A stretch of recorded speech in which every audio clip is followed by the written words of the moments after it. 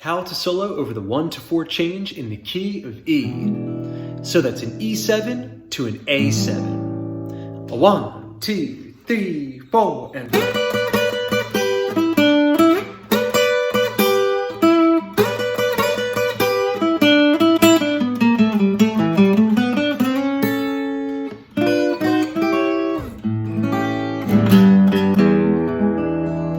Let's break that down. Okay, first things first, we're going to get started learning the prerequisite source scale, the E minor blues scale. Now, most of you have probably already learned it in its open position.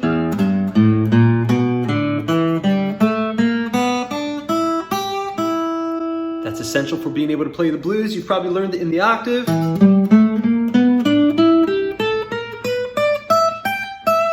Okay, but in today's lesson, I'm going to be showing you how to play it across the fretboard. Looks and sounds like this.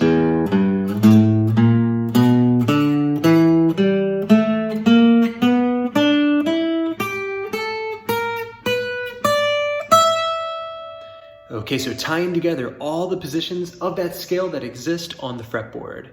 So, it's starting off on the low E string. We're going to play 0, 3, 5, 6, 7. Now finishing the octave, we're going to the A string, 5, and then up to 7. All right, now we've landed on another E note, so that is 0, 3, 5, 6, 7, 5, 7. 1 octave. Now let's make sure you know the notes too. E, G, A, B flat, B, D, and E. Now those notes are just going to keep repeating themselves. Onto the D string, we're playing the 5th fret, 7th fret, all right, then going up to 8, and then up to 9. Onto the G string now, we're playing 7 up to 9. Okay, that's another E note, so we just completed another octave. Okay, let's put all that together, what we have so far.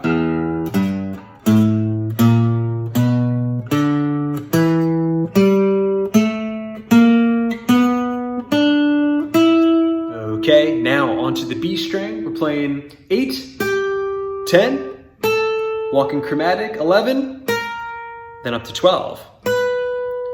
All right, then finishing this octave, we're onto the high E string, 10 to 12. Okay, you put all that together and we have.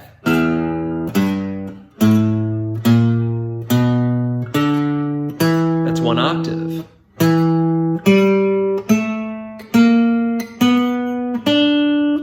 That's 2 octaves.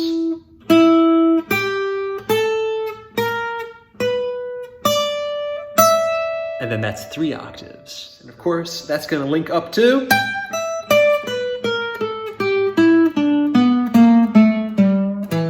that common position of the E minor blues scale in the 12th fret position. Okay, very good everybody. You have the source scale down. You've learned how to play that E minor blues scale across the fretboard. Now we're putting those notes to work. We're going to learn the lick of the week. That's going to show you how you can solo over top of 4 measures of E7, go into the 4 chord A7. Okay, so one more time real slow. It's going to sound like this.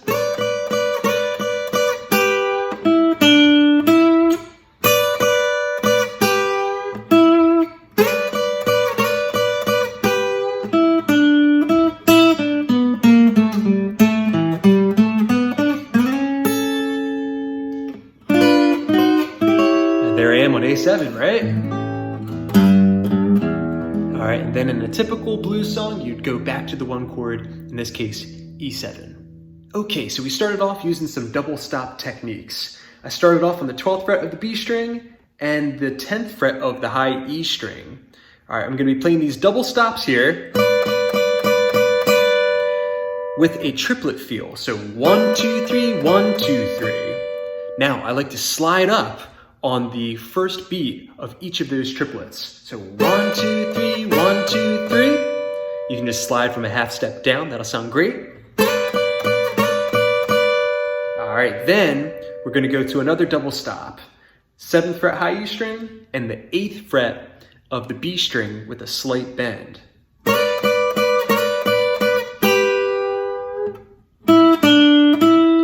right, then we're just on the G string playing 9 down to 7 and then back up to 9 for some vibrato. So you put that together and we have the first measure there.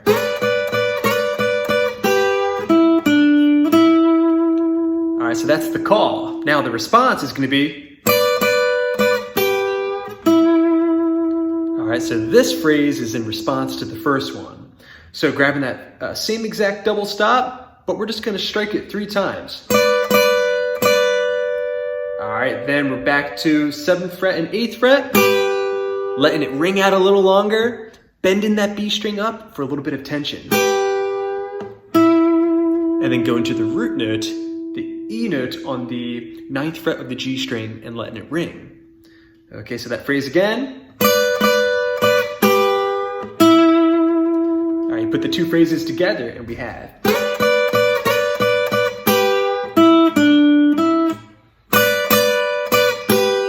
All right, then we're going to repeat lick number 1. All right, now moving on to the next line of tablature, a very cool descending run that's going to transition us to the key of A. All that is the E blues scale. All right, then the transition to the next chord, because the best licks are always the ones that take you from one chord to the next. So you're playing through the changes. Okay, so let's get that run down.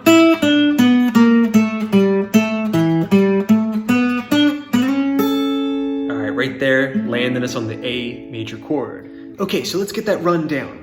We're starting off on the 9th fret of the G string. All right, we're just gonna basically be running down the scale verbatim. All right, so that was G string, 9 to 7.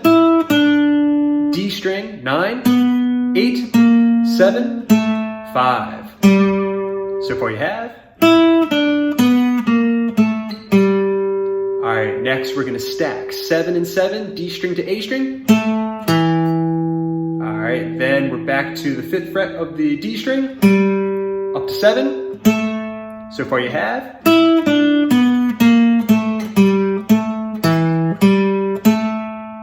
One more time.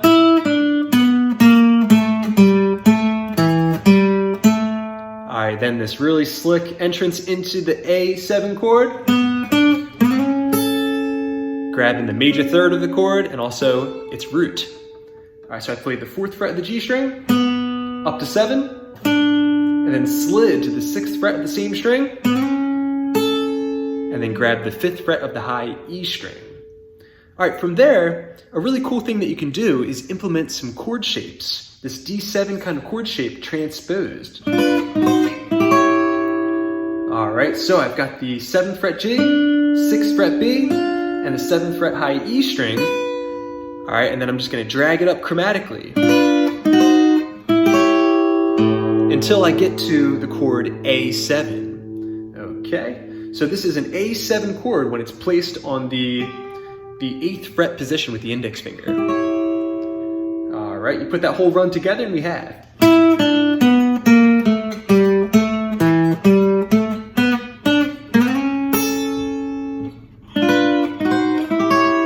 There's a lot of places that you can put those chromatic chords, just kind of gotta feel it out, so. All right, and then from there, you can get yourself back to the E chord. All right, so you put all that together and we have the lick of the week over the E7 chord.